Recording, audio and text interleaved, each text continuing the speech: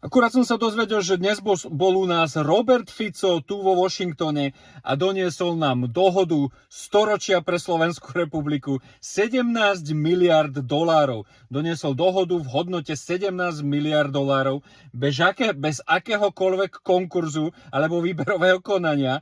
Vybral americkú spoločnosť, ktorá má vraj postaviť 1200 megawattový reaktor v Jaslovských Bohuniciach za 17 miliard dolárov. Chaladisko dnes zadlžil Slovenskú republiku asi na 3 generácie. Len tak pre informáciu, Američania to stavať nebudú, budú to stavať Kanaďania, pôjde to cez americkú firmu, takže bude sa to robiť tak, že Kanaďania to postavia, Amerika vystaví faktúru, Kanaďania to, dajme tomu, postavia za 12 miliard, Američania vystavia faktúru za 17 miliard a 5 miliard ostane tu.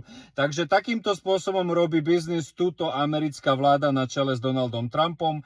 Ja som len chcel povedať, ďakujem Robert, tu v Amerike všetci sme happy, super, ďakujeme za biznis a na Slovensku, aby to nejako tí ľudia splatili, tí tvoji voliči, tak asi by si mohol porozmýšľať, že sobotu vyhlásiš za pracovný deň, tak ako to majú v Číne, aby tí ľudia mohli vlastne robiť a zaplatiť túto palicu, ktorú si Twitter dneska vlastne podpísal a vyrobil tu. Ty kokos.